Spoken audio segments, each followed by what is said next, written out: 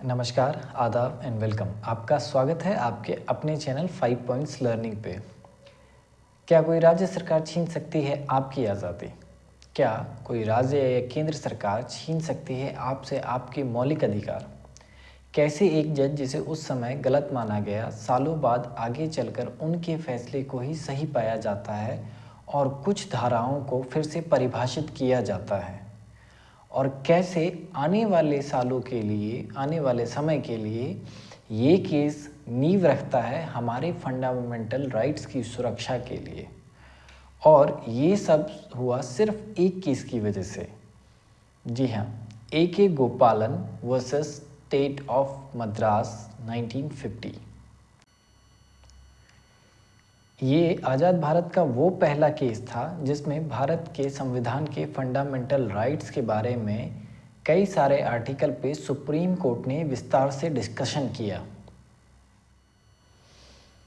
A.K. गोपालन, जो कि एक कम्युनिस्ट लीडर थे, उनको आज़ादी के 3 महीने बाद दिसंबर 1947 में under section 3 prevention detention act 1950 के तहत अरेस्ट करके बिना किसी सुनवाई के जेल में रखा गया।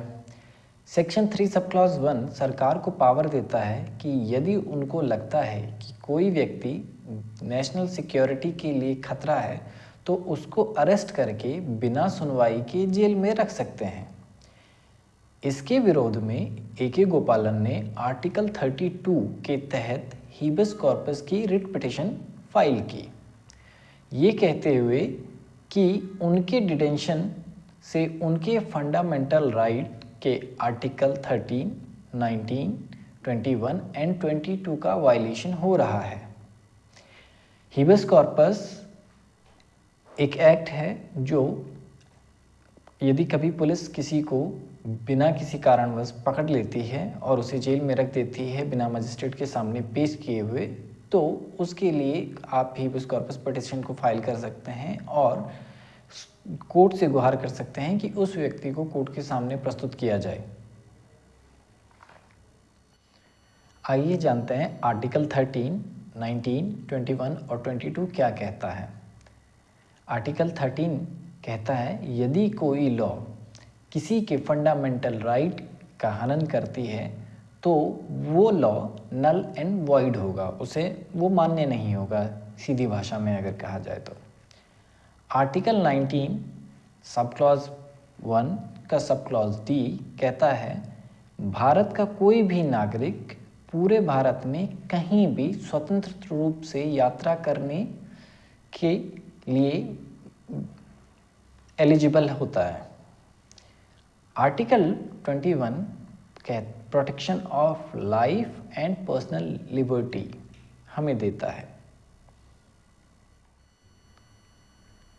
उन्होंने कहा कि उनका detention procedure establish by law तो है पर ड्यू प्रोसीजर ऑफ लॉ नहीं है। अब ये दोनों टर्म तो बहुत नए हैं, तो आइए मैं बताता हूँ आपको कि प्रोसीजर एस्टेब्लिश बाय लॉ क्या होता है। प्रोसीजर एस्टेब्लिश बाय लॉ ये कहता है कि कोई भी कार्रवाई विधि के द्वारा स्थापित कानून से होनी चाहिए। एग्जाम्पल, मर्डर के लिए कोर्ट द्वारा फांसी देना सही है पर पुलिस के द्वारा एनकाउंटर कर देना गलत है। तो ड्यू प्रोसेस ऑफ लॉ क्या होता है इसकी भी बात करते हैं।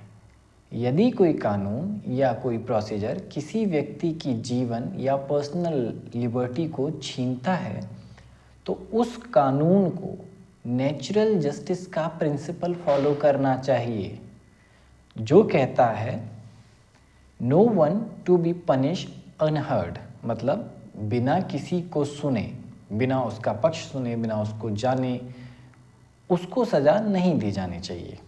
दूसरा, नो वन कैन जज हिम ओन कॉज, मतलब कोई व्यक्ति खुद के गुनाह की सज़ा खुद को नहीं दे सकता या अपने गुनाह के लिए खुद उस सुनवाई में शामिल नहीं हो सकता। तीसरा, judgement should be fair and reasonable, मतलब जिसको भी सज़ा दी जा रही है वो सज़ा तर्क संगत होनी चाहिए और सही होनी चाहिए। चोरी के लिए आप किसी को फांसी चढ़ा दें, ये ना तो सही है ना तर्क संगत है।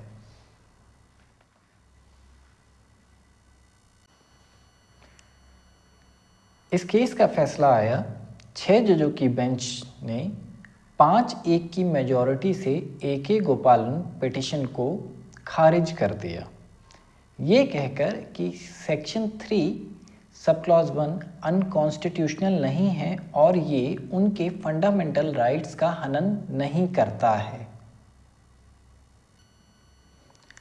कोर्ट ने कहा आर्टिकल 21 में पर्सनल लिबर्टी का मतलब फिजिकल बॉडी की आज़ादी से है।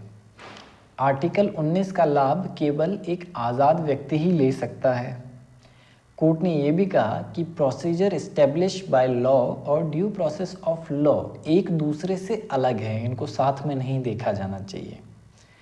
पर इसी फैसले में एक जज की अलग राय थी, जस्टिस फजल अली। केवल फजल अली की राय इस मामले में अलग थी। उन्होंने कहा कि बिना सही कारण के और बिना कोई कारण बताए किसी को डिटेन करना इल्लीगल है और ये उस व्यक्ति के आर्टिकल 21 द्वारा दिए गए पर्सनल लिबर्टी का हनन करता है। 1970 में 11 जजों की बेंच ने RC Cooper versus union of India case में फजल अली के राय को एक्सेप्ट किया। सन 1978 में Maneka Gandhi versus union of India के केस में AK गोपालन केस के जजमेंट को सुप्रीम कोर्ट ने ओवर रूल किया और उन्होंने माना कि जस्टिस फजल अली का जो उस वक्त मत था, जो उनकी राय थी, वो बिल्कुल सही थी। किसी को भी बिना किसी कारण बताए या फिर बिना किसी सही तरीके से डिटेन कर लेना इल्लीगल है, अनकॉन्स्टिट्यूशनल है। आप बताइए, आज भी हमारे देश में इस तरह की चीज़ें प्रैक्टिस हो रही हैं, आप और मैं सब जानते हैं। क्या इस तरह की पुलिस द्वारा प्रैक्टिस सही है या गलत है? इस सवाल के साथ मैं आपको छोड़कर जा रहा हूँ। मिलते हैं अगले वीडियो में। धन्यवाद।